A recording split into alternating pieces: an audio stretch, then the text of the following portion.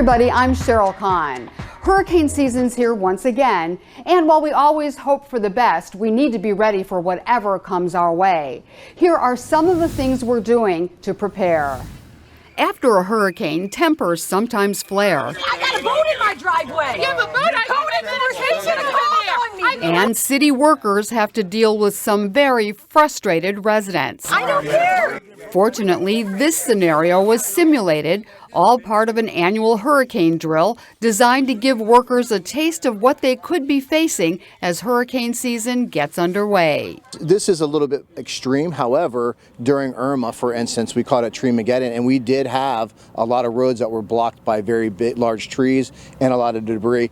The very first of the first responders on scenes like this one are often public works crews charged with clearing branches and debris from the streets so fire engines and ambulances can get through.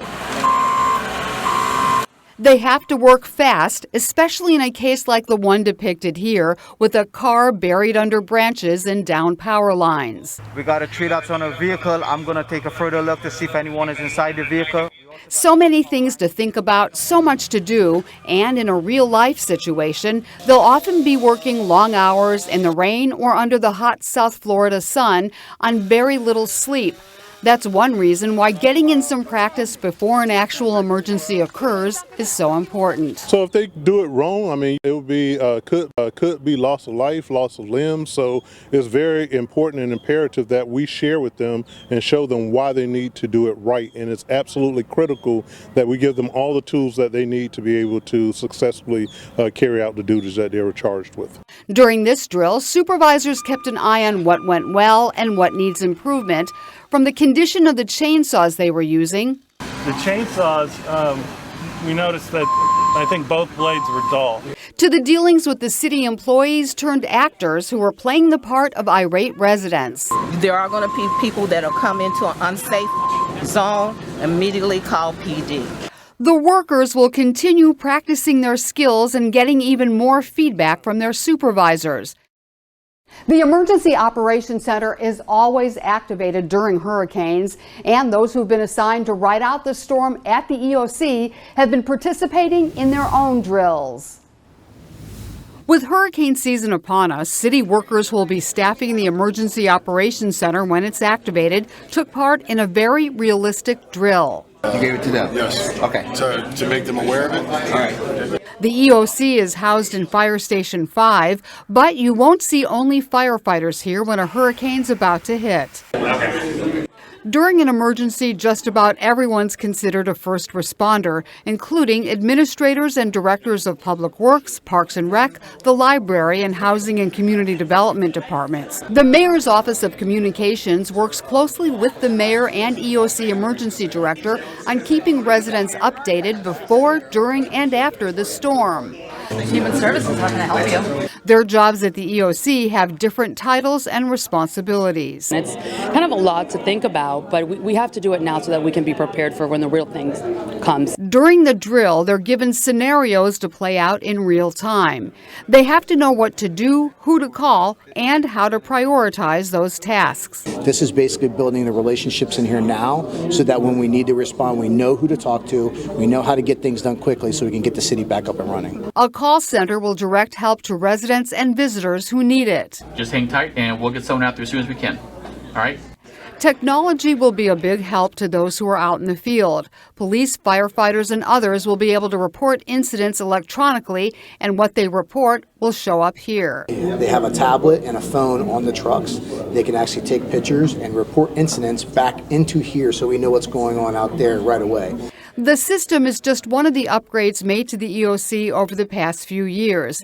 Since those who are assigned to ride out the storm here could spend multiple days and nights in the building, there's a kitchen, some rudimentary sleeping quarters, and showers with backup generators keeping the lights on. And with the busy hurricane season expected this year, those improvements are also expected to be very much appreciated by those who will be on duty for the duration of the hurricane. But it's not just city workers who need to get ready. Since you live where hurricanes happen, it's time to make your plans too. Well, the first thing is if you're in an evacuation zone, make sure you know what zone you're in, because when we give the evacuation orders, whether it's A, B, or C, you want to make sure that you clear out of that area, take all your important things with you, your important documents, of course, your medications, anything that you really are going to need for the next couple days. When you go to a shelter, the reason why you might want to go there is because you really don't have anywhere else to go.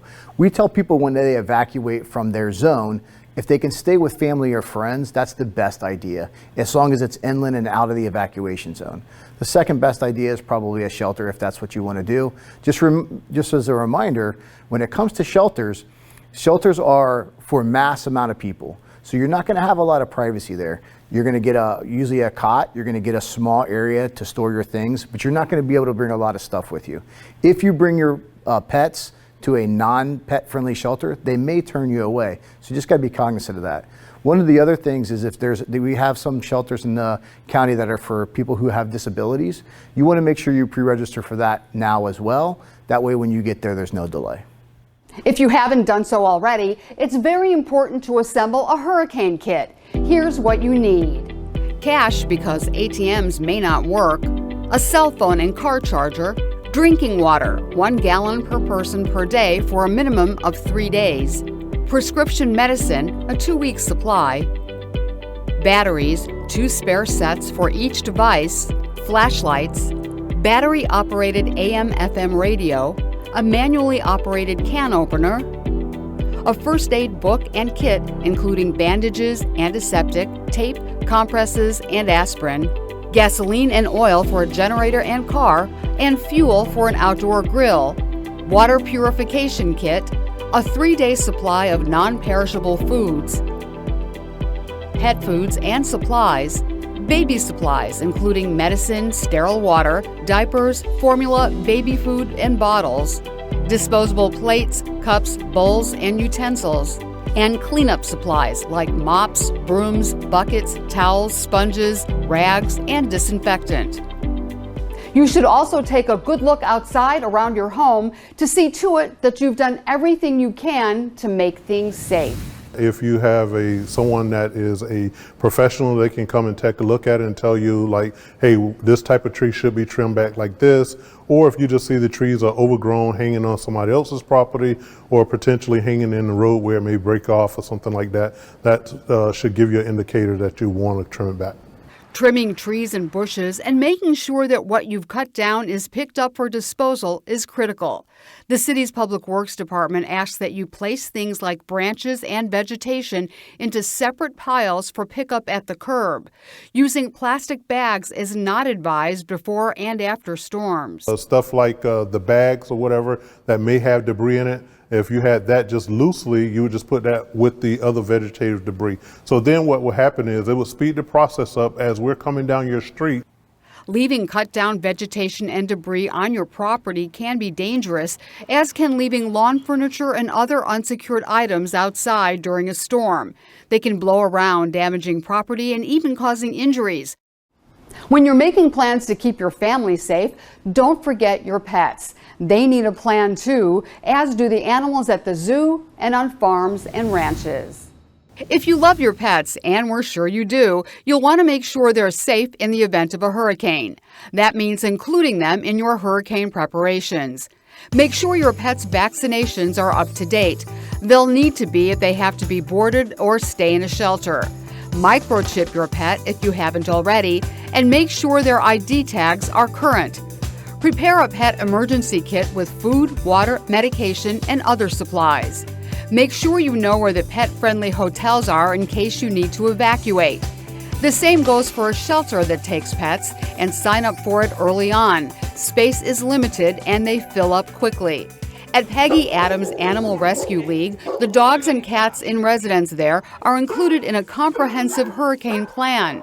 The buildings here are built to withstand hurricanes, and staff members do stay on and ride them out with the animals. We also have plenty of stockpiles of food, water, things like that. So if we were to get hit by a hurricane, our pets are still going to be able to be fed, walked, cared for, etc. At the Palm Beach Zoo, the plans are a little more complicated, as the zoo has a larger variety of animals, including cats that are a lot bigger than the ones you'll find at Peggy Adams. Once a storm is close to us, then it's time to move everybody to their hurricane habitats. For example, our Florida flamingos are trained to walk calmly to their hurricane ride-out shelter. But what about after the storm? Here's some good advice. And we recognize that people want to get outside and see what happened, of course, but what we don't want you to do is we don't want you to go out and get yourself into trouble. You got tons of trees down, vegetation everywhere. You have power lines down that could be hidden by that vegetation. You also have animals that could have gotten to your property, whether it's snakes or alligators or anything of that nature. And then you're putting yourself into a bad position. You got to realize once a storm clears, all the calls that have been queued for police and fire are still in the system, and they start responding to them. And it goes by a queue, and then if you go and get in trouble, it may take us a while to get to you. And don't travel. Don't get in a car and take a ride down the road, because you might run into some flooding, or you might run into an area that you get trapped in. So you don't want to get out and get in trouble as well, because it may take us a while to get to you. Bottom line, plan ahead, make sure everything's secure and everyone's accounted for before, during, and after the storm. And of course, for more information on how to get ready, you can visit WPB.org/hurricane. Stay safe, everybody.